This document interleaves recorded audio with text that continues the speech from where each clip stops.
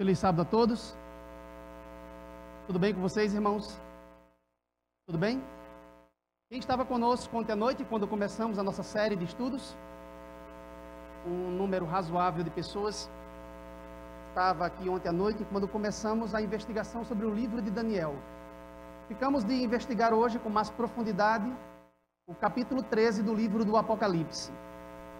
Vamos entender a simbologia que aparece aqui no capítulo 13 do livro. Então, sem delongas, vamos diretamente ao texto. Abra suas Bíblias. Apocalipse, capítulo 13. Apocalipse, capítulo 13.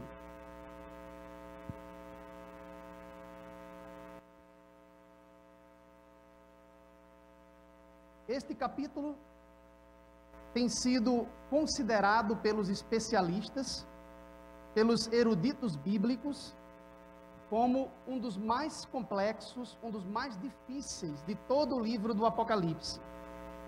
Talvez seja apenas menos complexo do que o capítulo 17, que é o que vamos investigar na parte da tarde, que é de fato uma cruz exegética, uma cruz teológica, que todo teólogo precisa carregar. É o capítulo que trata da figura da besta que emerge do mar e a besta que se levanta da terra, a figura das duas bestas. Dois símbolos que têm sido interpretados ao longo da história, ao longo dos séculos, de diversas maneiras, de múltiplas formas. E nós, adventistas, temos uma interpretação peculiar deste capítulo. Especificamente desse símbolo, o primeiro que aparece aqui, que é o da besta que emerge do mar.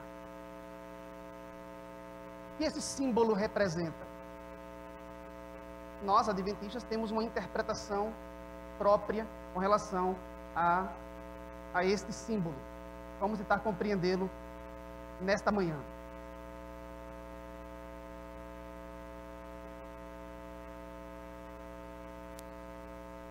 Isso é um diagrama que mostra, em síntese, o que vimos ontem à noite aqui, com relação aos símbolos proféticos do capítulo 7 do livro de Daniel.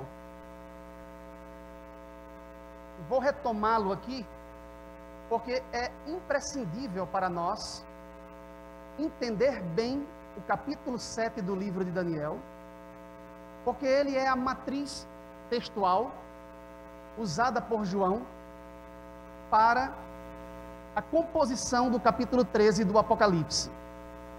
Os eruditos são unânimes neste ponto, tanto adventistas quanto não adventistas. Em que ponto? Só é possível compreender Apocalipse 13, a figura da besta apocalíptica, se tivermos uma compreensão de Daniel, capítulo 7, que é o transfundo literário veterotestamentário do Antigo Testamento, em que João se baseia para compor o símbolo, a figura da besta apocalíptica. Então, para entender esse símbolo, é necessário entender profundamente o capítulo 7 do livro de Daniel. Ok? Porque o capítulo 7 do livro de Daniel são as raízes literárias para o capítulo 13 do livro do Apocalipse. O que aparece lá no capítulo 7 do livro de Daniel? A figura do leão, do urso, do leopardo e do monstro indescritível, daquele animal que tinha 10 chifres na cabeça, e a figura do chifre pequeno.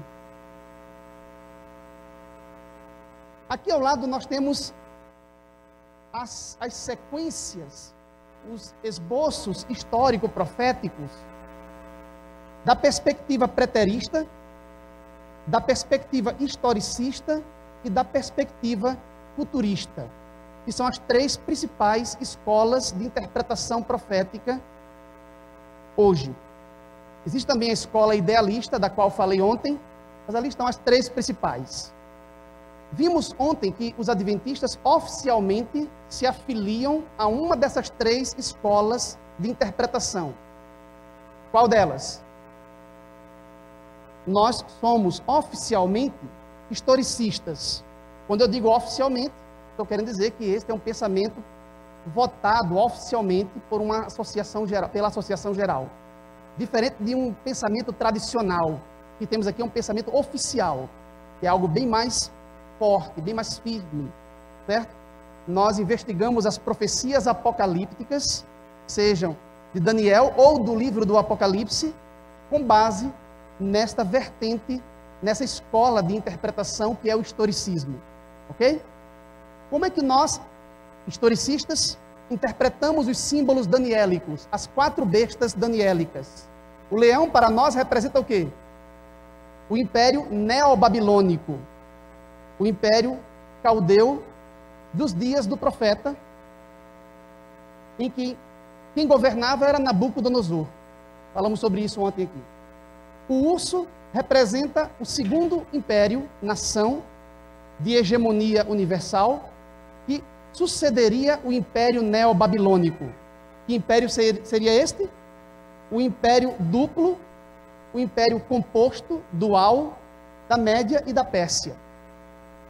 Ao contrário dos preteristas, que separam a Média da Pérsia como se fossem 2 reinos distintos, em épocas distintas dentro da sequência, nós interpretamos conforme as fontes documentais da antiguidade e conforme a evidência interna do próprio livro de Daniel, que o segundo reino é o império duplo da Medopérsia. Ok? O terceiro, o leopardo, representa o império greco-macedônico, a Grécia do período helenístico. Ok? E o animal indescritível, com 10 chifres na cabeça, dentes de ferro, unhas de bronze, representa Roma. Roma em todas as suas fases políticas. Sabemos que Roma primeiro foi uma monarquia, uma realeza, depois foi proclamada uma república e depois o império. Não se restringe à fase imperial. Não estamos aqui diante do Império Romano especificamente. Estamos aqui falando de Roma, ok? Na realidade, esses animais representam as civilizações em sua totalidade. O leão representa a civilização sumério-acadiana e a cabeça do animal representa o seu centro de comando, que na época era o Império Neobabilônico controlado pelo rei Nabucodonosor, toda a casa dinástica de seus sucessores, a corte e a capital específica, que era o centro administrativo de poder, a cidade de Babilônia. Quando falamos do urso, estamos se referindo aqui à civilização iraniana. E a cabeça, como centro de comando, seria o Império Medo-Persa, controlado por Ciro e toda a dinastia dos Aquemênidas que lhe sucederam. Quando falamos do leopardo, estamos nos referindo aqui à cultura helênica e mais tarde helenística, quando se funde com as culturas dos povos conquistados, dos povos orientais principalmente. E a cabeça seria o Império Greco-Macedônico, controlado por Alexandre, Filipe II, rei da Macedônia, seu filho Alexandre Magno, alguns sucessores e depois os generais e as casas dinásticas por eles fundadas. E quando falamos do quarto animal, estamos nos referindo aqui à civilização latina. E a cabeça como sendo o centro de comando, Roma, em suas fases políticas. Ok? Note que na interpretação preterista, devido a esta divisão entre o segundo e o terceiro império, o quarto animal para eles representa unicamente a Grécia. Note que dentro da interpretação preterista, Roma não aparece em nenhum momento. Entendemos as motivações por trás desta sequência, desta interpretação ontem à noite aqui. Como o método histórico-crítico utilizado pelos teólogos preteristas rejeita o sobrenatural devido a influências racionalistas oriundas do iluminismo, a tendência é acreditar que não existe profecia autêntica dentro do livro. Para a maioria desses intérpretes, Daniel já vive nessa época aqui, na época do chifre pequeno, que eles identificam como sendo um poder grego. Nesse caso, o 8º rei da linhagem dos Seleucidas, Antíoco IV Epífanes. Para nós, o chifre pequeno é um símbolo do papado, cujo período de supremacia começou na Idade Média e avança até a época da Revolução Francesa, no final dos tempos modernos e no início da contemporaneidade. Os futuristas nos acompanham na interpretação até Roma. Mas quando chega o chifre pequeno, eles identificam como sendo ainda uma pessoa, um indivíduo, o anticristo que se levantará no futuro.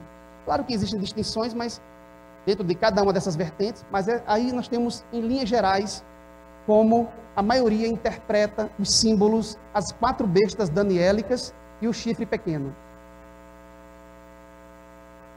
O que é crucial para nós adventistas aqui é defender que o chifre pequeno representa de fato o papado.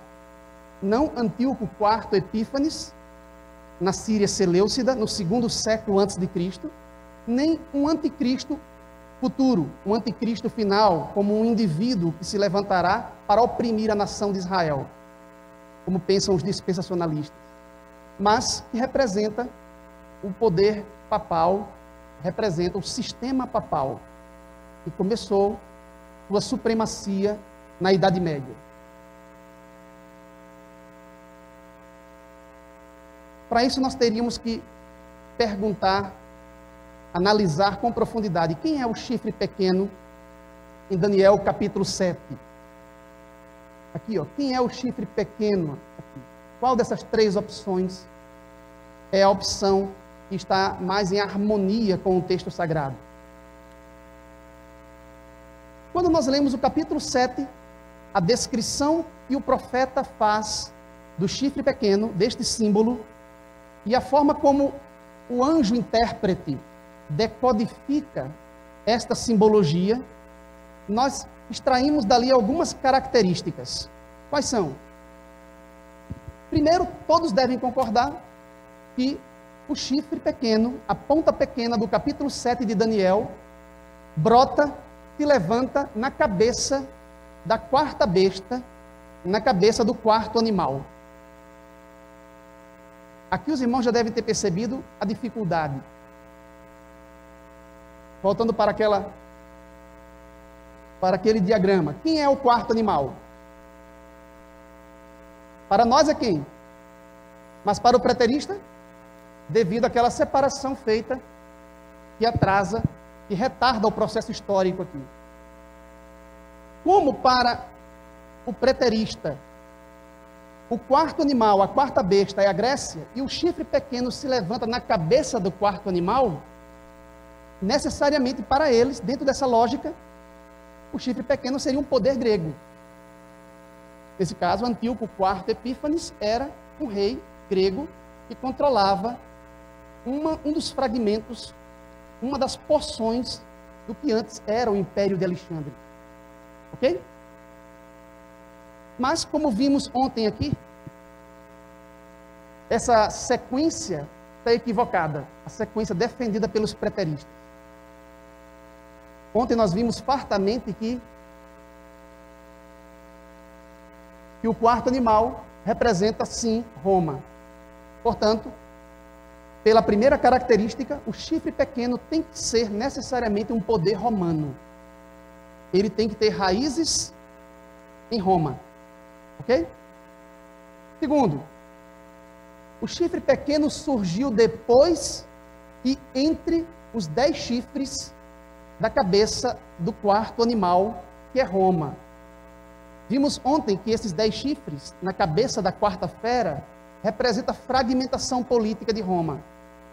Portanto, o chifre pequeno se levanta entre esses 10 chifres, que são os 10 reinos bárbaros que fragmentaram a unidade de Roma após a queda do Império Romano Ocidental na Idade Média.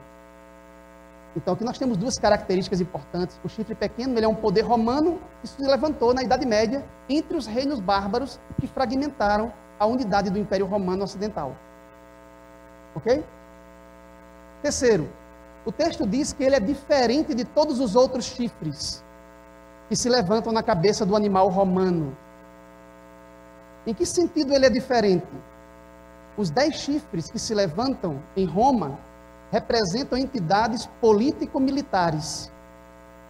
Mas o chifre pequeno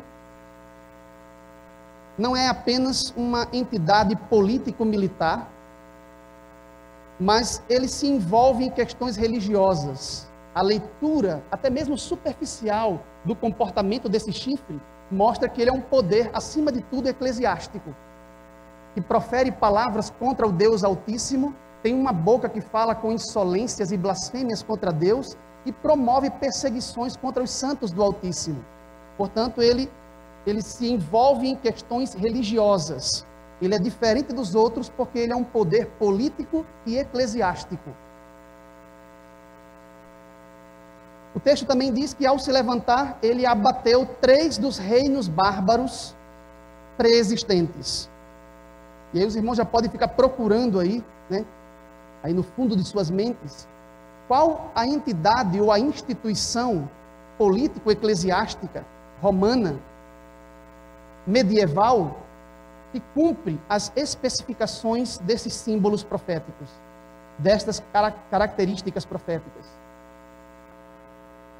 Então, quando você lê a descrição em Daniel capítulo 7, acerca deste símbolo específico, que é o chifre pequeno, a ponta pequena, você percebe que se refere a um poder de natureza romana, porque se levanta na cabeça do 4º animal, que representa Roma.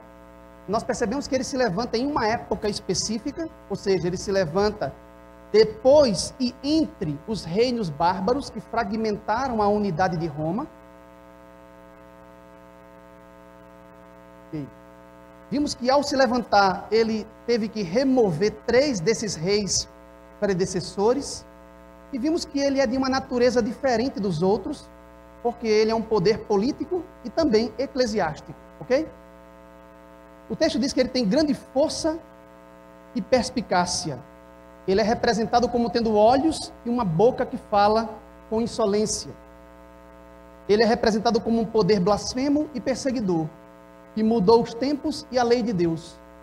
Governou por um tempo, 2 tempos e metade de um tempo, que nós interpretamos com base no princípio dia-ano de interpretação profética, cada dia equivalendo a um ano, ou seja, ele governou durante 1260 anos.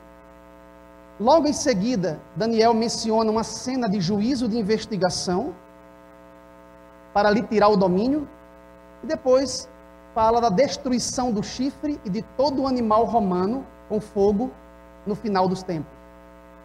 Então, com base na leitura atenta dessas características, nós podemos defender consistentemente a nossa interpretação tradicional, oficial nesse ponto, de Daniel 7, que é exatamente esse esboço que vocês estão vendo aqui.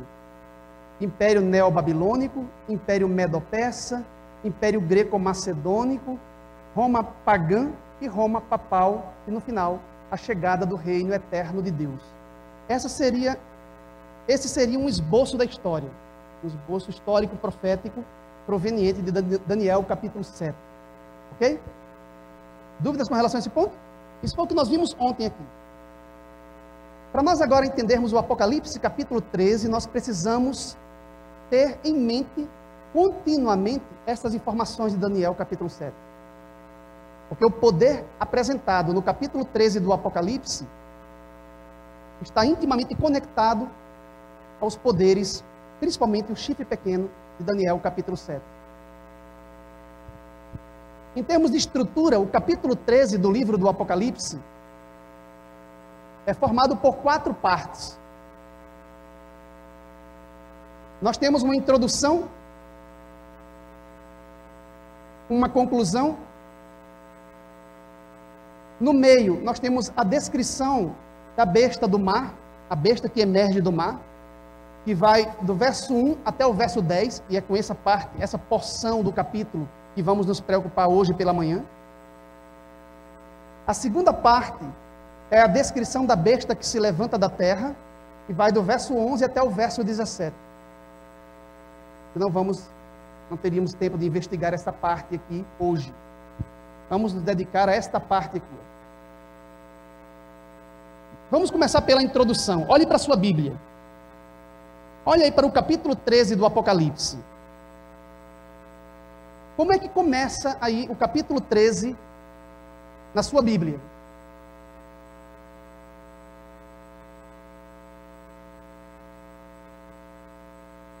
Acho que a maioria das traduções que estamos utilizando aqui começa desta forma: vi emergir do mar uma besta que tinha 10 chifres e 7 cabeças, e sobre os chifres 10 coroas, e sobre as cabeças nomes de blasfêmia. É assim que começa o capítulo 13? Algumas traduções, não sei se alguém aqui tem essa tradução, na realidade começa com a última frase do capítulo 12. Note aí acima como é que termina o capítulo 12. Termina assim: e se pôs em pé sobre a areia do mar. E se pôs em pé sobre a areia do mar. Se nós pegarmos o último verso do capítulo 12, que é o verso 17, nós teríamos aí aquele texto muito conhecido por nós, né? Irou-se o dragão contra a mulher e foi pelejar com os restantes da sua descendência, os que guardam os mandamentos de Deus e têm o testemunho de Jesus. E se pôs em pé sobre a areia do mar. Aí eu pergunto para os irmãos, quem é o sujeito desta última frase? Quem se pôs em pé sobre a areia do mar?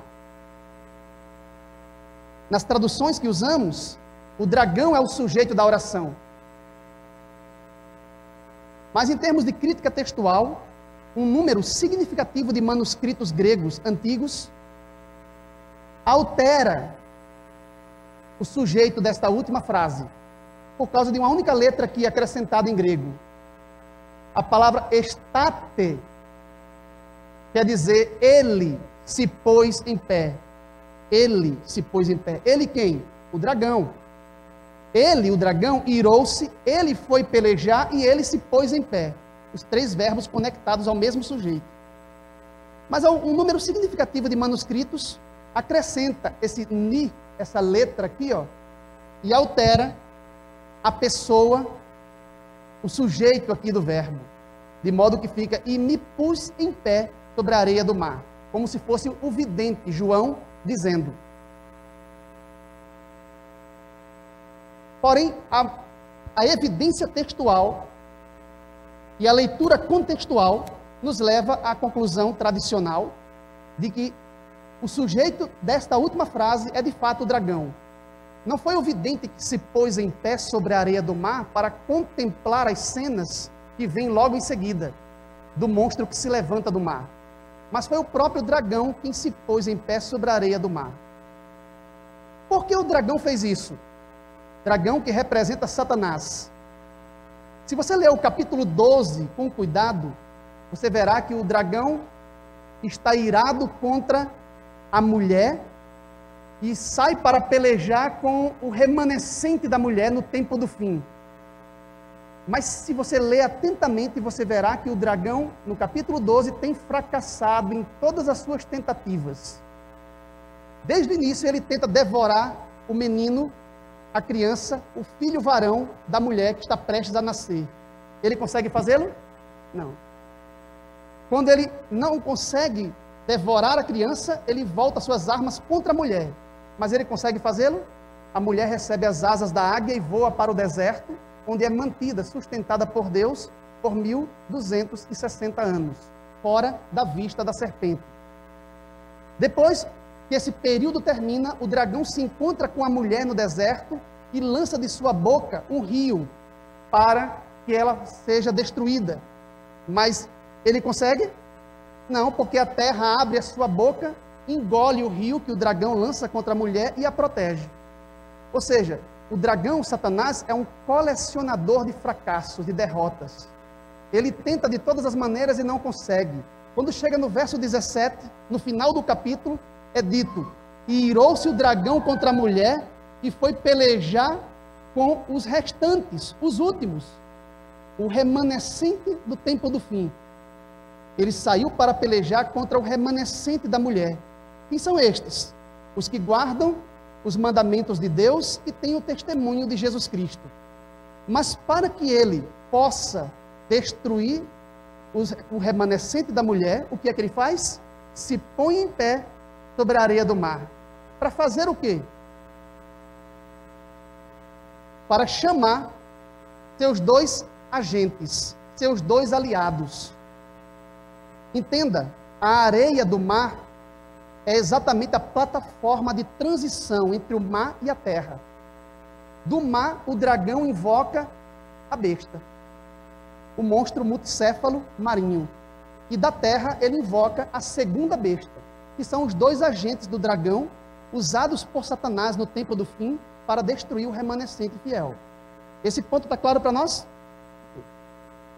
Então vamos entrar diretamente no capítulo 13. O capítulo 13, a ideia central do capítulo 13 é nos apresentar o dragão e os seus dois agentes, a besta do mar e a besta da terra. Vamos agora entender a descrição feita no capítulo sobre a besta do mar. É o texto que acabamos de ler, não é? Vi emergir do mar uma besta que tinha 10 chifres, 7 cabeças, sobre os chifres 10 diademas, sobre as cabeças nomes de blasfêmia. A besta que vi era semelhante a leopardo, com pés como de urso e boca como de leão. Isso lembra alguma coisa? Lembra o quê? Lembra Daniel capítulo 7, não é? Lembra Daniel capítulo 7 ou não? Veja que a forma como João descreve o monstro é usando exatamente as mesmas bestas representadas por Daniel no capítulo 7 do seu livro. A besta que João viu tem porções na sua própria configuração do leão babilônico, do urso medo-persa, do leopardo greco-macedônico, tem os 10 chifres na cabeça como a quarta besta, o animal indescritível. Veja que o próprio corpo do animal reúne as características dos 4 animais de Daniel, capítulo 7. Na verdade, o que João está fazendo aqui é uma síntese em um único monstro dos 4 monstros, das 4 feras híbridas que Daniel contemplou na visão e descreveu no capítulo 7 do seu livro. João não está falando aqui de um outro poder. Ele está simplesmente pegando todos aqueles animais descritos em Daniel capítulo 7, juntando todos eles criativamente por meio da inspiração para produzir uma síntese alegórica que os representa em sua totalidade em uma única fera. Isso fica claro para nós? Sim ou não? Agora vocês vão começar a perceber uma coisa interessante. No verso 3 ele diz: então vi uma de suas cabeças como golpeada de morte. Quantas cabeças tem a besta que João viu? Quantas? 7 cabeças. Mas João viu que uma delas estava o quê? Golpeada de morte.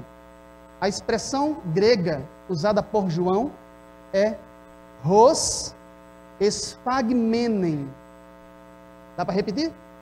Hos esphagmenen. Mas essa ferida mortal foi curada e toda a terra se maravilhou seguindo a besta. Por que eu estou chamando a atenção para o termo grego hos esphagmenen, como ferido de morte? Porque João utiliza essa expressão uma outra vez dentro do livro do Apocalipse para se referir a um outro personagem. Qual? No capítulo 5 do livro, quando João é chamado a contemplar o trono de Deus, a própria sala do trono, e ele vê Deus o Pai assentado no trono com um livro selado com 7 selos em sua mão, ele contempla que na frente, diante do trono, aparece um outro personagem para receber o livro, o único que foi considerado digno de abrir o livro. Quem era? O Cordeiro. Veja como ele descreve: então vi no meio do trono e dos 4 seres viventes e entre os anciãos de pé um cordeiro como tendo sido morto. Qual é a expressão grega? Hos esphagmenon. Na realidade, João está falando aqui de um cordeiro como que tivesse sido morto, ou um cordeiro que de fato foi morto. Um cordeiro que de fato foi morto. Quando ele fala da cabeça da besta no capítulo 13, ele diz exatamente a mesma coisa, usando a mesma fraseologia na língua grega original. Quando diz: vi uma de suas cabeças ferida mortalmente, ou seja, abatida até a morte. A cabeça da besta que estava atuando na história, quando João viu, foi de fato morta, assim como o cordeiro, que também tinha sido morto. Claro esse ponto? O paralelo não para aqui. Vamos mais em frente. Apocalipse 13, 14, quando fala da segunda besta, diz: seduz os que habitam sobre a terra por causa dos sinais que lhe foi dado executar diante da besta, dizendo aos que habitam sobre a terra que façam uma imagem à besta. Preste bem atenção agora. Aquela que, ferida a espada, sobreviveu. Essa palavra sobreviveu é o termo grego utilizado por João, ézesen. Ézesen. Repito. Essa palavra também aparece para se referir a um outro personagem dentro do livro. Capítulo 2 de Apocalipse, João fala: ao anjo da igreja em Esmirna escreve: estas coisas diz o primeiro e o último, que esteve morto e ézesen, e reviveu. Quem é este? Isso é um ponto interessante, não é? Porque aquela cabeça da besta que atuava quando João viu foi esfagmenon, ou seja, foi morta, e depois ézesen, reviveu. Assim como Cristo, o Cordeiro, foi esfagmenon, morto, e depois ézesen, reviveu. O que João está querendo nos comunicar com isto? Por que João está aplicando à besta termos gregos que se referem ao plano da redenção realizado por Cristo, o Cordeiro, sua morte e sua ressurreição? Por que João está falando da besta, de uma de suas cabeças que morre e ressuscita?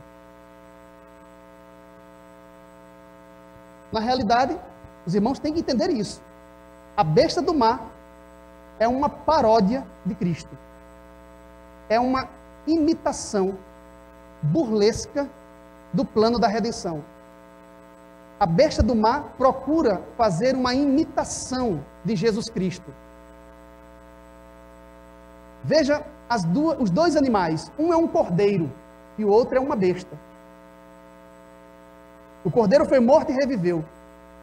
A besta, mediante uma de suas cabeças, recebeu a ferida mortal e reviveu. Portanto, a besta pretende na história ser uma contrafação, uma imitação do Senhor Jesus Cristo.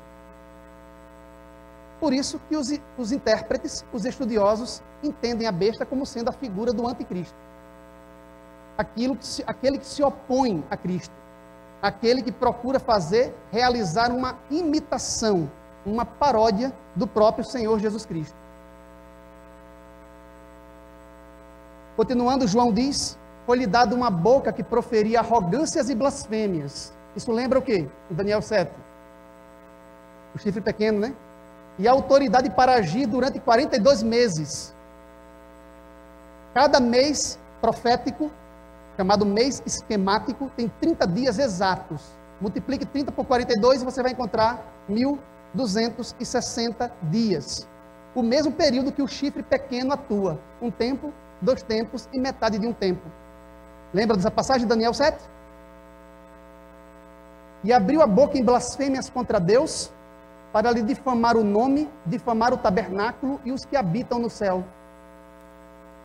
Foi-lhe dado também que pelejasse contra os santos e os vencesse. Deu-se-lhe ainda autoridade sobre cada tribo, povo, língua e nação.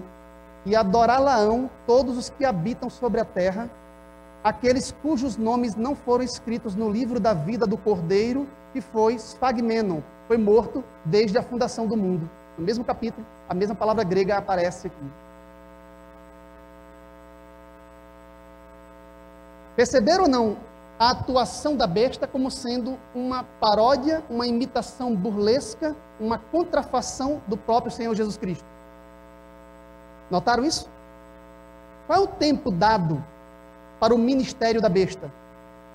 Note que o ministério da besta se centraliza na boca do animal. Ela abre a sua boca. É o ministério de discurso, de pregação. Ela abre a sua boca para blasfemar contra Deus, contra o tabernáculo celeste e os que habitam no céu. Por quanto tempo a besta atua contra os santos? 42 meses, né? Ou seja, 1260 dias, que é o mesmo que 3 anos e meio, sim ou não? Quanto tempo foi o ministério de Jesus Cristo? A besta atua 3 anos e meio, ao término dos quais recebe um golpe de morte, mas depois revive. Jesus Cristo atuou na terra por 3 anos e meio, foi ferido de morte e depois reviveu. Estão notando esse paralelo, sim ou não? É importante que a gente perceba isso, porque isso vai nos ajudar a compreender mais na frente. Com base nesses textos que vimos agora, nós podemos fazer um paralelo com Daniel. Apocalipse 13, no verso 5, diz: foi-lhe dado uma boca que proferia grandes coisas, arrogâncias, como está na nossa tradução, e blasfêmias. Essa conjunção "e", aqui, ó, não necessariamente é aditiva. Está acrescentando algo a mais. Porque nas nossas traduções dá a impressão de que são duas coisas, né? De que ela tem uma boca para proferir duas coisas, arrogâncias e blasfêmias. Mas a conjunção aqui tem um sentido apositivo. É um aposto aqui, como se estivesse explicando o que vem logo, o que foi dito antes. A tradução melhor seria uma boca que profere arrogâncias, isto é, blasfêmias. E foi-lhe dada autoridade para agir 42 meses. Agora compare com Daniel 7, verso 8 e o verso 25. Eis que subiu outro chifre pequeno, nele havia olhos e uma boca que falava com insolência. E no verso 25, os santos lhe serão entregues nas mãos por 3 tempos e meio, que é a mesma coisa que os 42 meses aqui. Notaram um paralelo? Voltando a Apocalipse 13, no verso 6, abriu a boca em blasfêmias contra Deus para difamar o nome e o tabernáculo e os que habitam no céu. Compare agora com Daniel. Proferirá palavras contra o Altíssimo, magoará os santos do Altíssimo e cuidará em mudar os tempos e a lei. Notaram o paralelo? E no verso 7, foi-lhe dado também que pelejasse contra os santos e os vencesse. Mas em Daniel 7, 21 diz que eis que o chifre fazia guerra contra os santos e prevalecia contra eles. Estamos ou não estamos falando aqui do mesmo poder? São tantos links linguísticos, tantas conexões na própria fraseologia do texto sagrado, que não tem como restar dúvida de que estamos falando aqui do mesmo poder. O poder representado pelo chifre pequeno, em Daniel 7, é agora representado no capítulo 13 do Apocalipse. Então a besta do capítulo 13, no mínimo envolve o chifre pequeno de Daniel 7, que para nós representa o quê? O papado. Ok? Está claro esse ponto? Fazendo aí uma síntese, a besta do mar pregou e agiu por 42 meses, 3 anos e meio, sim ou não? Foi ferida de morte e reviveu, recebeu poder, trono e grande autoridade da parte do dragão, atraiu adoração universal, porque quando a besta revive, né, todas as pessoas da terra vão ficar maravilhadas diante dela e vão segui-la. Interessante a expressão, porque ali diz: todos os que habitam sobre a terra adorá-la-ão. Todos os que habitam sobre a terra. Essa expressão, os habitantes da terra, dentro do livro do Apocalipse, é um termo técnico que aparece diversas vezes para se referir exclusivamente aos ímpios. Todas as vezes que os santos são representados no livro do Apocalipse, eles nunca são chamados de os habitantes da terra. São chamados os que habitam no céu. Embora estejamos fisicamente na terra, nós somos os habitantes do céu. Nós, segundo Paulo, já nos assentamos nos lugares celestiais na pessoa de nosso representante, Jesus Cristo. Quando a besta abre a sua boca para blasfemar contra Deus, o texto diz que ela blasfema contra 3 coisas. Para blasfemar o seu nome, o seu tabernáculo, que é o seu santuário celeste, e os que habitam no céu. Quem são estes? Não são os anjos. É uma referência aos santos do Altíssimo, contra quem a besta investe toda a sua autoridade, todo o seu poder de perseguição. No final, recebe autoridade sobre toda tribo, povo e nação. Olhando para essas características aqui, vocês veem ou não veem aí uma paródia, uma imitação do ministério de Jesus Cristo. Sim ou não? João está colocando sobre a besta as características da obra redentora de Cristo, mas como um contraste, como uma contraposição, como uma imitação, como uma contrafação. Porque a besta, como anticristo, é a contrafação de Jesus Cristo. E o dragão que invocou a besta do mar é uma contrafação de quem? De Deus o Pai. O dragão concede à besta, seu filho, trono, poder e autoridade. Mas quem foi que concedeu a Jesus Cristo o trono, poder e autoridade? Deus o Pai, né? Dentro do Apocalipse, o dragão é uma contrafação, uma paródia, uma imitação burlesca de Deus o Pai.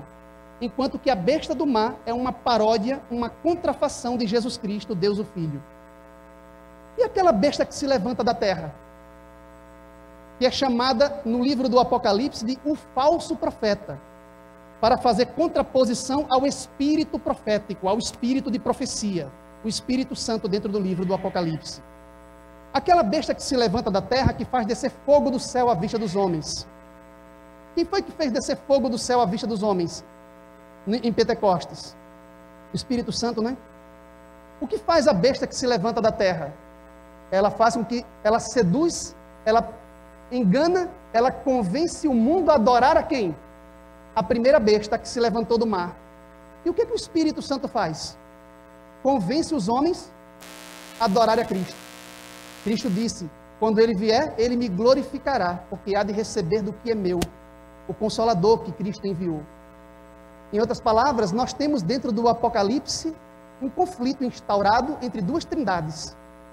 A trindade celeste, os três membros da divindade, a trindade composta por Deus o Pai, seu Filho Jesus Cristo e o Espírito Santo. E do outro lado, nós temos uma paródia da trindade. Do outro lado, nós temos uma trindade contrafeita. Do outro lado, nós temos uma falsa trindade, formada pelo dragão, a besta do mar e o falso profeta, que é a besta que se levanta da terra. Dentro do Apocalipse, nós temos uma luta, um conflito entre duas trindades. E todos os adoradores são convocados a escolherem a trindade que devem adorar.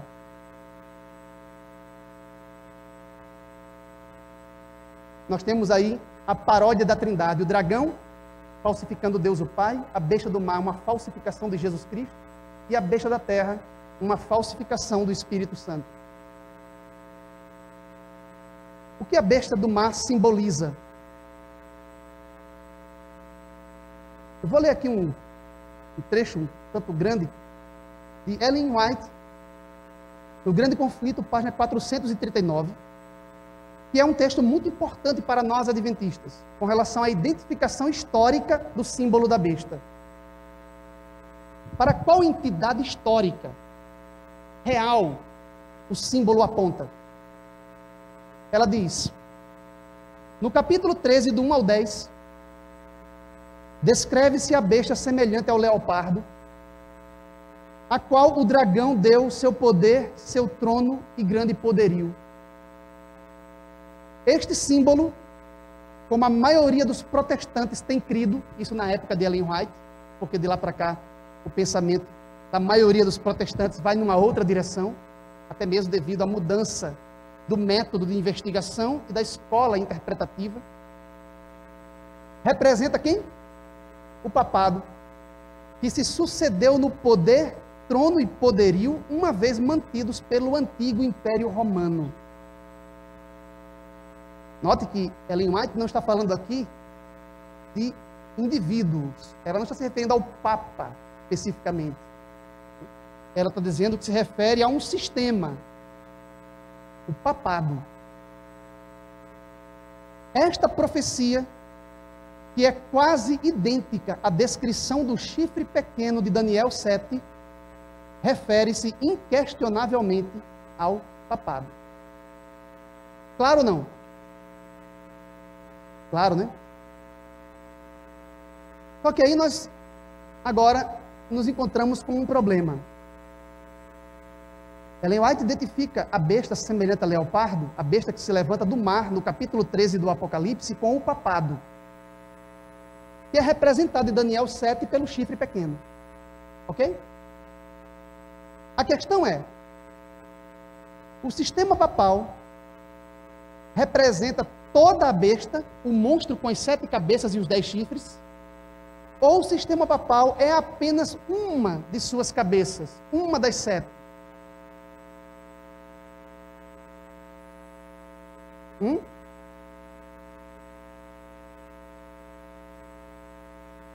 Aqui nós estamos diante de um problema, porque Ellen White diz que a besta do capítulo 13 representa o papado. Mas quando você lê o texto do Apocalipse 13,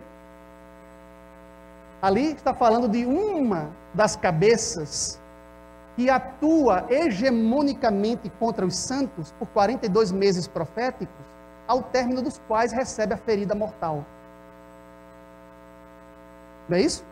Sim ou não? O problema é que as pessoas leem os textos e muitas vezes não continuam, né? Os próximos parágrafos, né?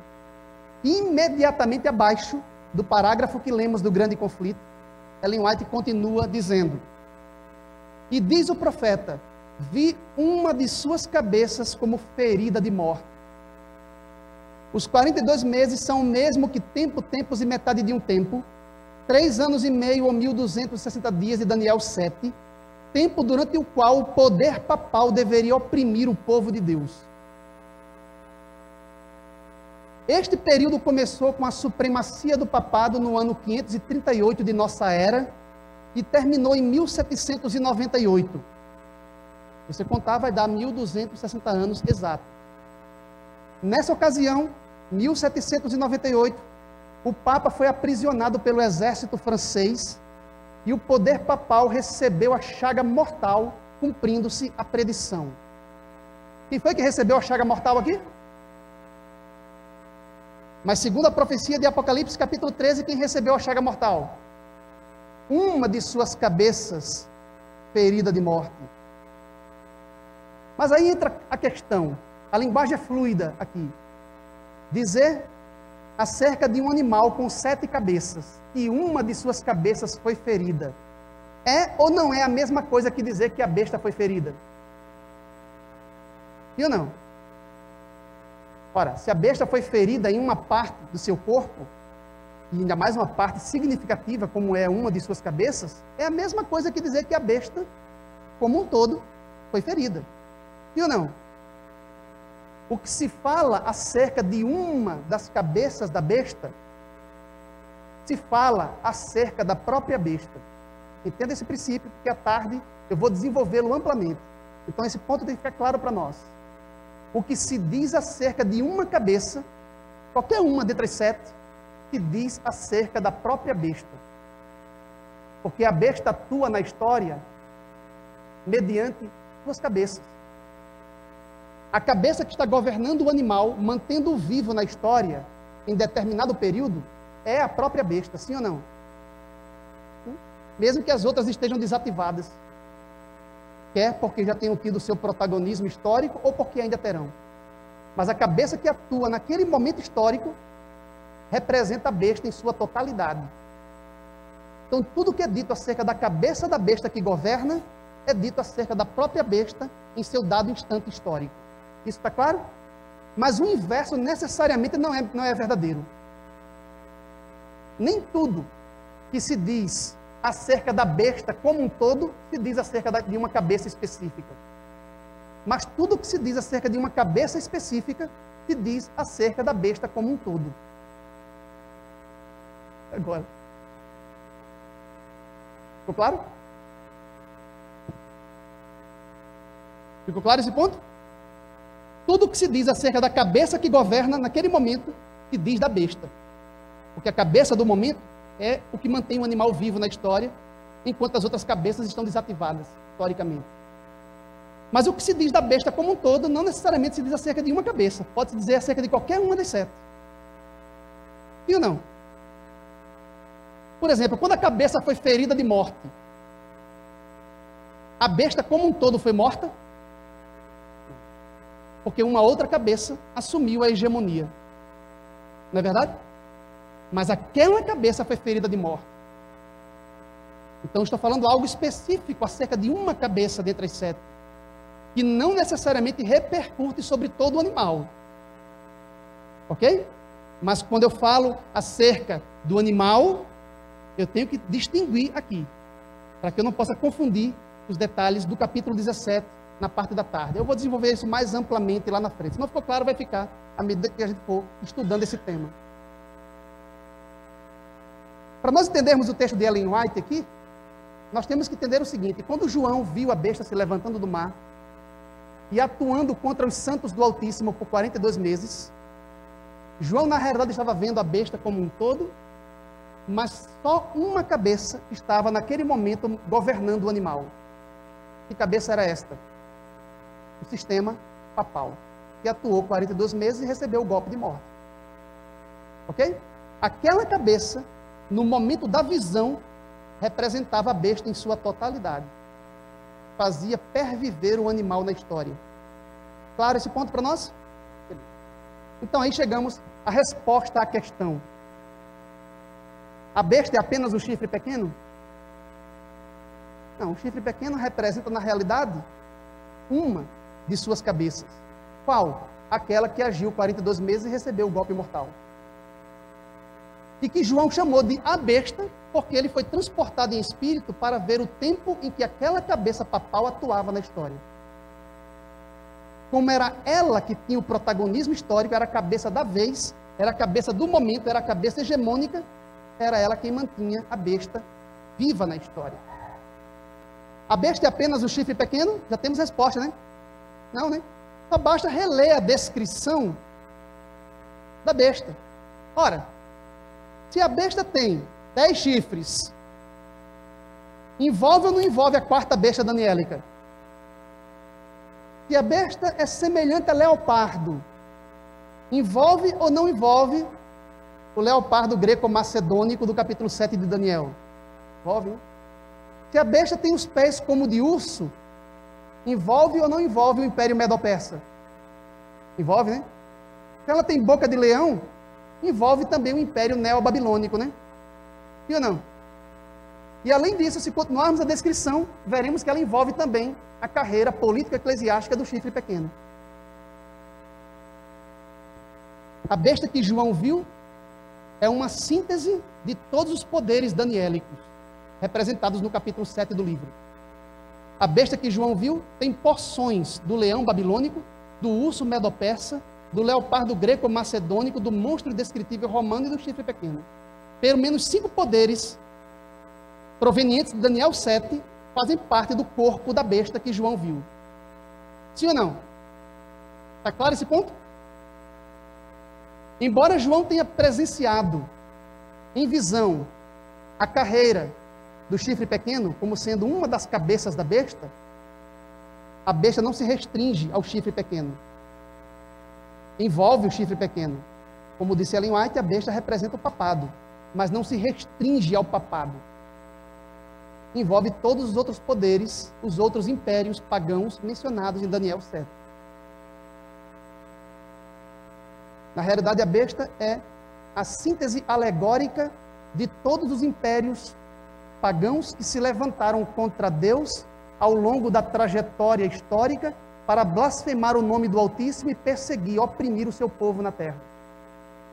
A besta é uma figura composta, um único monstro para representar todas as forças malignas que se levantam ao longo da história deste mundo caído para oprimir o povo de Deus. Alguém pode dizer, e os outros países que não tiveram uma direcionalidade hegemônica na história, fazem parte do animal? Fazem. As cabeças do animal são os poderes hegemônicos, podemos dizer assim. Eu vou demonstrar isso na parte da tarde. Mas o animal como um todo envolve todas as nações que se levantaram neste mundo caído em que vivemos, para blasfemar o nome de Deus e oprimir o seu povo. E o Brasil está envolvido no corpo da besta? Tá. E a Alemanha de Hitler? E a Itália do fascismo, de Mussolini? E outros poderes perseguidores como o stalinismo comunista na União Soviética e outras potências que se levantaram, todas elas fazem parte do corpo do animal, podendo ou não agir como uma das cabeças da besta. Quais são os poderes representados pelas cabeças? Veremos na parte da tarde. Mas fica claro aqui que a besta é o poder que há no mundo social. É o poder que emana desse mundo caído em que vivemos e que se opõe à trajetória divina e o reino de Deus na história.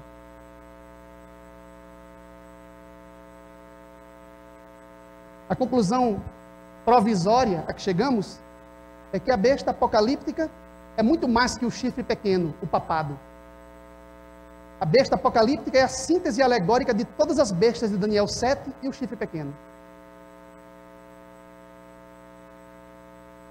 O teólogo evangélico George Ledd atingiu uma compreensão semelhante à nossa, quando disse, no seu comentário ao Apocalipse de João: na besta encontraremos concentradas as características que têm sido manifestadas em impérios mundanos sucessivos.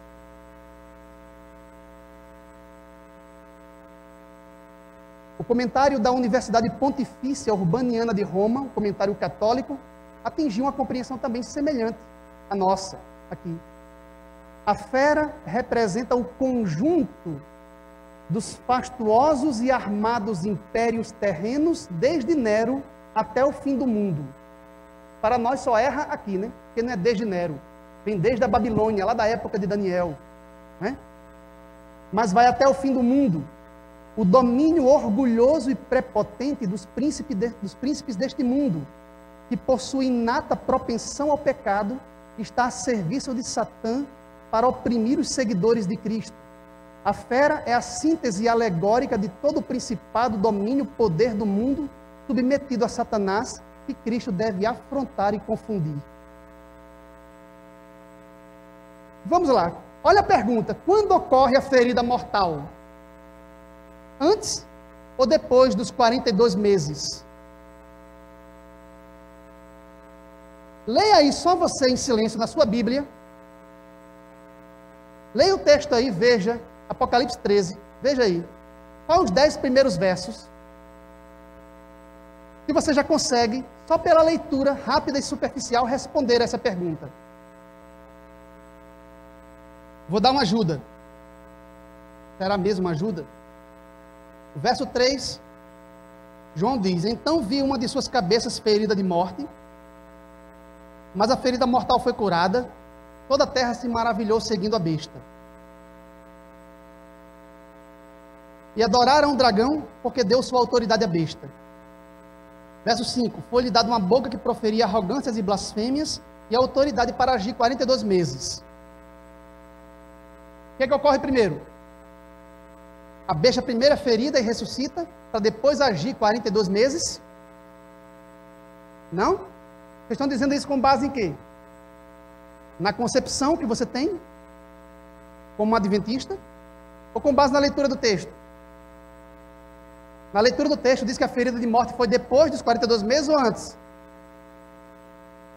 Hã?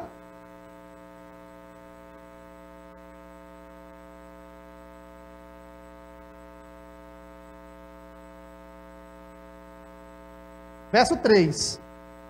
Então vi uma de suas cabeças golpeada de morte, mas a ferida mortal foi curada, e toda a terra se maravilhou seguindo a besta. No verso 5, foi-lhe dada uma boca que proferia arrogâncias e blasfêmias e autoridade para agir durante 42 meses. É uma questão física, a localização física aqui. O que é que vem primeiro? A ferida e a ressurreição, e depois os 42 meses, né? Quando você ler o texto, como se fosse um contínuo. Se o texto estiver seguindo aqui uma ordem, uma sequência, então primeiro ocorre a ferida, a ressurreição e depois os 42 meses. Mas é assim que os adventistas aceitam? Não, esse é um pensamento futurista, né? Inclusive tem alguns adventistas que pensam diferente do pensamento majoritário da denominação, que tem ensinado por aí que a besta ainda vai atuar esses 42 meses esses 1260 dias no futuro. Mas esse não é o pensamento majoritário da igreja.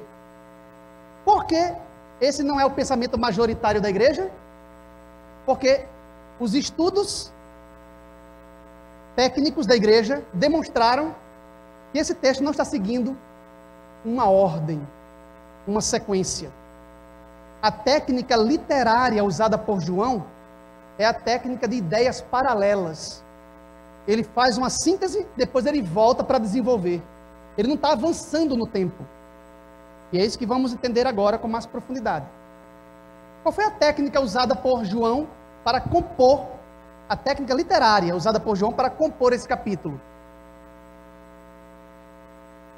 Na realidade, os estudos literários da igreja, em nível acadêmico, têm demonstrado, com base na língua original, que é a língua grega, e as técnicas de composição da antiguidade, e do verso 1 até o final do verso 4, João está fazendo uma descrição da visão da besta.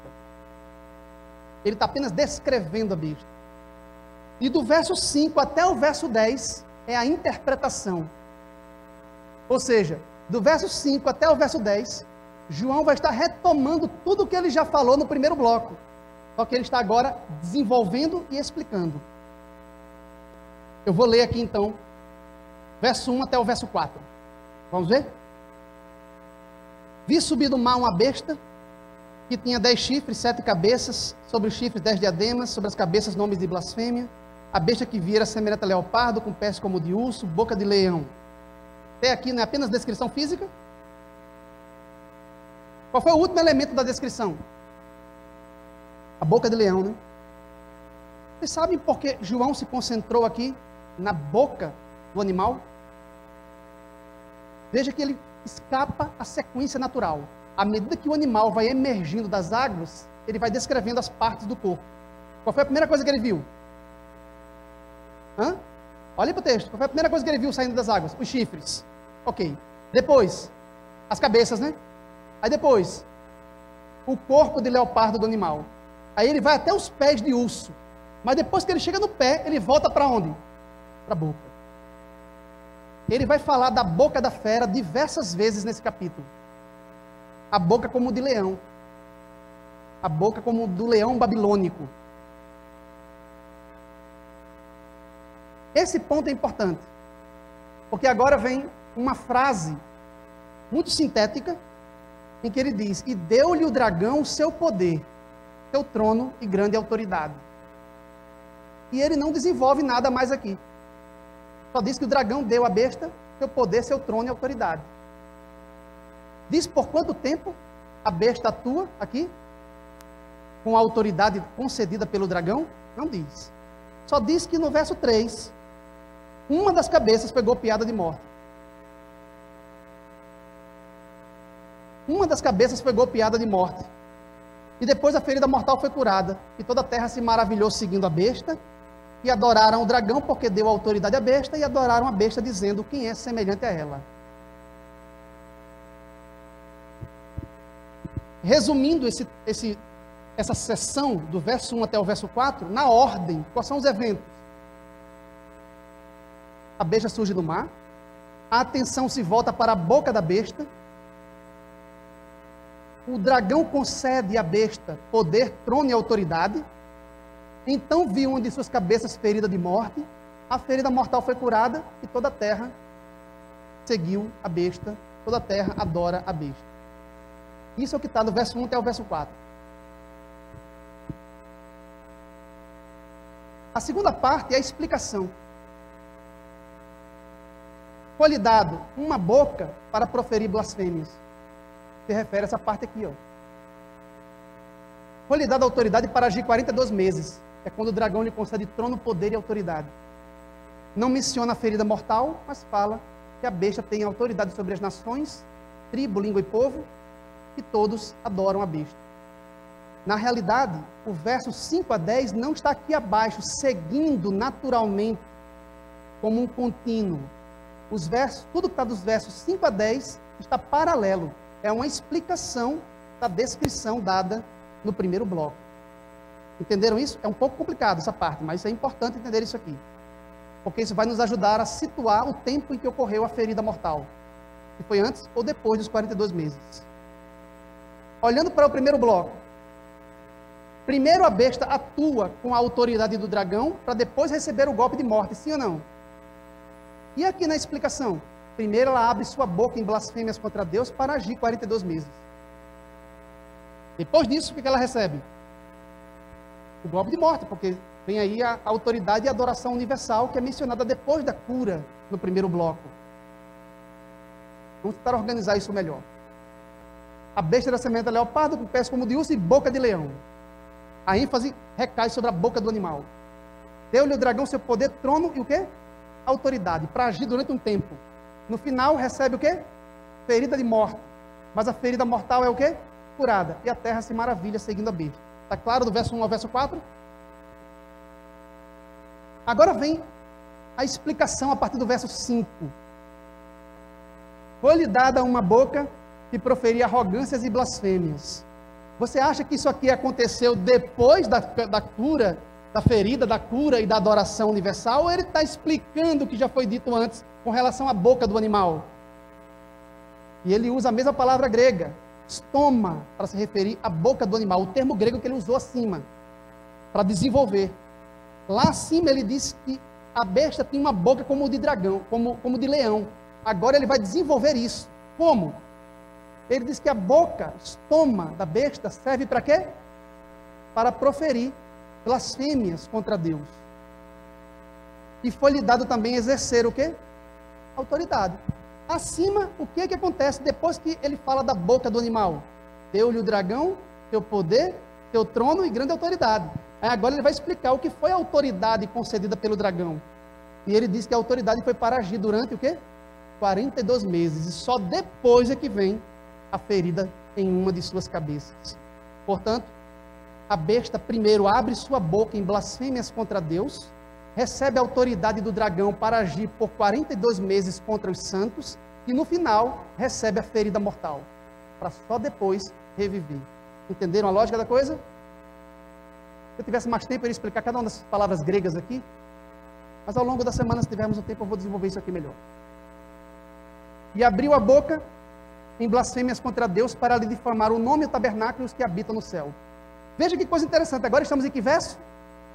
Mas no verso 5, ele já tinha falado da boca e da autoridade por 42 meses. Agora vai falar da boca novamente. Você acha que ele está falando da boca da besta depois desses 42 meses? Não. Ele agora vai desenvolver a primeira parte do verso 5 e vai desenvolver profundamente a segunda parte do verso 5. É uma técnica muito interessante que João usa. Ele diz, abriu a boca em blasfêmias contra Deus para difamar três coisas: o nome sagrado de Deus, o santuário celestial onde ele habita e os que habitam no céu, que são os santos, embora morem na terra. E no final, no início do verso 7, ele diz que foi-lhe dado que pelejasse contra os santos e os vencesse, que é o mesmo que agir por 42 meses.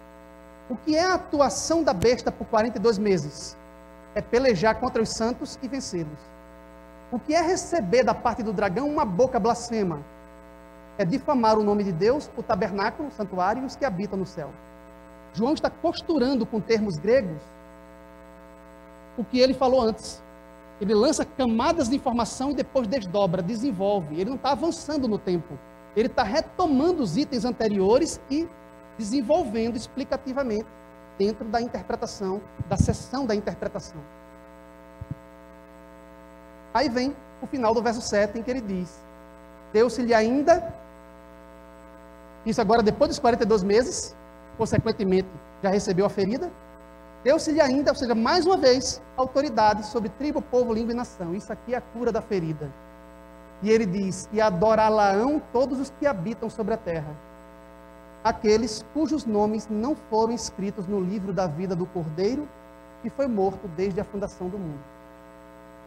Você precisa prestar atenção nisso aqui, ó. O que acontece depois que a besta ressuscita? Aquela cabeça que foi ferida reaparece no cenário histórico. O que acontece? Todos os que habitam sobre a terra. aqueles cujos nomes não forem escritos no livro da vida. Por que essa expressão aqui é importante? Ó? Depois que ocorre a cura, adorá-la-ão todos os moradores da terra, aqueles cujos nomes não forem escritos no livro da vida.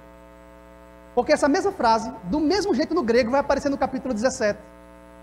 Quando fala de uma besta que era, já não é, mas aparecerá. E quando ela aparecer, todos os moradores da terra, cujos nomes não forem escritos no livro da vida do Cordeiro, que foi morto desde a fundação do mundo, adorá-la-ão. Isso faz o link do capítulo 13 com o capítulo 17. Esse link tem que ser respeitado, porque é exatamente a mesma fraseologia grega usada por João. O que nós entendemos aqui é que nesse momento em que a ferida, a chaga mortal se fecha, em que a cabeça se recupera, leva o mundo inteiro à perdição por meio da adoração universal, por meio da idolatria universal à besta. E aí aparece a expressão: adorá-la-ão todos os que habitam sobre a terra, cujos nomes não foram escritos no livro da vida. Você vai dar uma olhadinha bem rapidinho aí no capítulo 17, só nesse verso, para já ficar aí um gancho para mais tarde a gente desenvolver isso. Já estou caminhando para o final, viu, gente? Capítulo 17, versículo 8. A besta que viste era, não é, está para emergir do abismo e caminha para a destruição. E aqueles que habitam sobre a terra, cujos nomes não forem escritos no livro da vida desde a fundação do mundo, se admirarão, vendo a besta que era, não é, mas aparecerá. É ou não é uma clara referência à cura da ferida do capítulo 13? Uma linguagem diferente, né? Porque lá no capítulo 13 fala de uma besta que atua hegemonicamente 42 meses. Depois recebe um golpe de morte, fica ferida de morte. Depois ela reaparece. Quando reaparece, adorá-la-ão todos os que habitam sobre a terra, aqueles cujos nomes não forem escritos no livro da vida do Cordeiro. É assim? Quando chega no capítulo 17, fala de uma besta que era, já não é, mas reaparecerá. E quando reaparece, adorá-la-ão todos os que habitam sobre a terra, aqueles cujos nomes não foram. Perceberam o link? Perceberam a conexão? Se refere às mesmas fases. Todo intérprete, independente das conclusões de aplicação histórica, tem que entender a tese central do capítulo 13 de Apocalipse. E a tese central é: a besta, o poder ante-Deus, passa por 3 fases em sua história. Em uma fase, ela é blasfema e perseguidora, tem autoridade e age contra os santos por 42 meses. Em uma outra fase, ela está o quê? Em estado de postergação, ferida de morte. E numa outra fase, ela emerge do abismo, ela reaparece, levando o mundo à perdição por meio da idolatria universal. Se essas 3 fases da história da besta não for compreendido no capítulo 13, você não compreende o capítulo 17. Porque o capítulo 17 foi construído para retomar e desenvolver o que está no capítulo 13. E uma parte específica do capítulo 13 será explicada mais na frente. O que foi a ferida e o que representa a sua cura. 13, verso 9 e 10, de forma poética, e agora ele muda a prosa para o estilo de poesia, no grego. João diz: se alguém tem ouvidos, ouça. Isso só aparece na mensagem às 7 igrejas, no final da mensagem às 7 igrejas. Só é retomado aqui, no capítulo 13. Se alguém leva para cativeiro vai. Se alguém matar a espada, é necessário que seja morto a espada. Ele está querendo dizer o quê acerca da besta? Que assim como a besta é um poder opressor que leva os santos para o cativeiro e mata a espada, o seu destino é o quê? Exatamente a mesma coisa. Haverá retribuição, reta retribuição, princípio lex talionis, na mesma medida. Ou seja, assim como ela leva para cativeiro e mata a espada, é necessário que ela seja levada a cativeiro e morta a espada. Isso se cumpriu quando? Quando a besta recebeu a ferida mortal. Aqui está a perseverança e a fidelidade dos santos. Aí termina o bloco, porque a partir do verso 11 é a descrição da besta que se levanta da terra. Né? Quando fala da besta que se levanta da terra, no verso 12 diz: exerce toda a autoridade da primeira besta. A segunda exerce toda a autoridade da primeira em sua presença. faz com que a terra e os seus habitantes adorem a primeira besta, cuja ferida mortal fora curada. Quem recebeu a ferida mortal foi a besta ou foi aquela cabeça? Uma de suas cabeças, como disse João. Mas se uma das cabeças da besta foi ferida, e aqui tem principal protagonismo, a besta foi ferida. Não é a mesma coisa? Okay. Então os irmãos entenderam bem o princípio, né? Verso 14. Ainda falando da segunda besta, seduz os que habitam sobre a terra, por causa dos sinais que lhe foi dado executar diante da besta, dizendo aos que habitam sobre a terra que façam uma imagem à besta, que recebeu a ferida de espada e sobreviveu. Note que na visão não tinha sido dito que a ferida foi feita com espada. Não é? Na descrição da visão, só diz que ela foi ferida de morte, mas não diz que foi uma ferida à espada. Mas agora é dito que a ferida foi feita à espada. Que dentro do livro do Apocalipse é um símbolo para o quê? Para o juízo divino.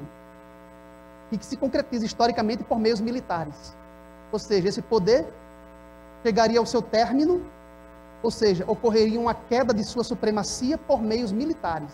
Que nós sabemos que aconteceu em 27 de fevereiro de 1798, quando o general Berthier, a mando do Diretório Revolucionário Francês, invadiu a Itália com o seu exército, levou o Papa Pio VI para o cativeiro na França, onde foi morto à espada no ano seguinte. E aí, representa a queda do papado, a época da Revolução na França. E o capítulo 13 termina com esse ponto extremamente enigmático, acerca do número da besta, que é número de homem. O número é o quê? 666. Durante muito tempo a igreja entendia que o número da besta deveria ser entendido com base em um cálculo dos números equivalentes às letras de um alfabeto latino, grego ou hebraico. Uma técnica usada pelos antigos judeus chamada gematria. O número seria gemátrico aqui. Você pegaria as letras e os seus equivalentes numéricos. E aí fizeram-se vários cálculos, vicárivos filidei, vicárivos generales de interres, lativos rex sacerdos, lateinos e outros mais, para dar 666, uns números que supostamente estariam na tiara do Papa e assim por diante. Hoje nós sabemos que o número não é gemátrico. O número da besta é um símbolo, como todos os números no Apocalipse. Que símbolo é esse? Na realidade não é 666. É 6, 6, 6 em tríplice repetição para fins enfáticos. Uma vez que os antigos judeus não tinham o adjetivo em forma superlativa como nós temos, eles repetiam às vezes o adjetivo 3 vezes para fins enfáticos. Como o canto dos serafins diante do Deus eterno, santo, santo, santo. Quando fala do chifre pequeno no capítulo 8, que diz que ele se engrandeceu, depois diz que ele se engrandeceu soberanamente, depois diz que ele se engrandeceu excessivamente, repetindo 3 vezes para fins enfáticos. O que João está dizendo aqui é isso. Só isso, não precisa calcular o número de ninguém. Ele está apenas dizendo que o número da besta é 6. 6. 6, 6, 6, 6, indefinidamente, nunca chegará ao 7 da perfeição, porque é um poder imperfeito e humano. O homem foi criado no 6º dia da criação, e sem o 7º dia não há conclusão, não há plenitude. Assim, esse poder que quer adoração universal, ele sempre será um número de homem. Ele sempre será 6, 6, 6, indefinidamente, nunca chegará ao 7 da suprema perfeição, que é o número divino e de seu povo no livro do Apocalipse. João está apenas denunciando esse poder, mostrando que ele é um poder humano, é um número de homem. Não de um homem indivíduo, é número de homem, da humanidade caída e imperfeita, sem o sábado do 7º dia, que conclui a criação divina. E aí eu termino colocando aqui uma pedra, um marco para o estudo de hoje à tarde. Eu termino, seria muito presunção, né? Dizer que terminamos tanta coisa que há nesse capítulo, mas a tese central, que todo mundo tem que sair daqui sabendo, se esquecer de todos os detalhes, lembre-se disso.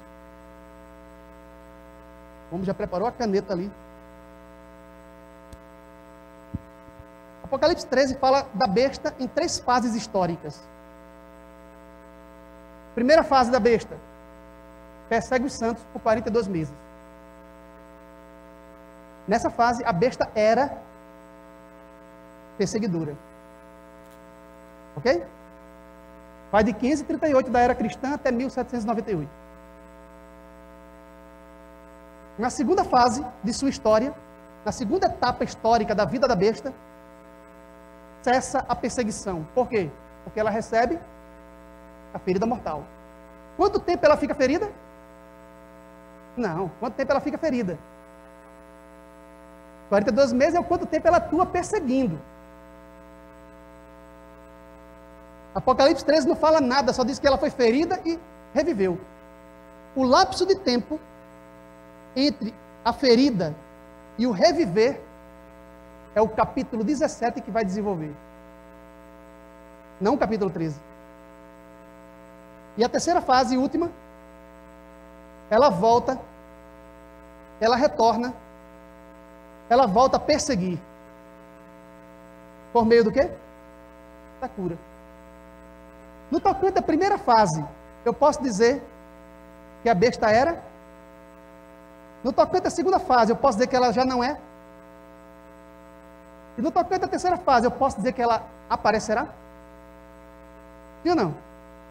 Quando eu digo que a besta era, eu não estou dizendo que ela existia. Quando eu digo que ela não é, eu não estou dizendo que ela deixou de existir. Eu estou dizendo que ela era alguma coisa. E que agora ela já não é mais, embora ela exista. E que ela voltará a ser o que era. E o que é isso? Ela era absolutista, autoritária, blasfema e perseguidora. Já não é, porque está ferida de morte. Mas reaparecerá, ou seja, voltará a perseguir os santos do Altíssimo no tempo do fim, por meio da cura daquela cabeça que foi golpeada de morte.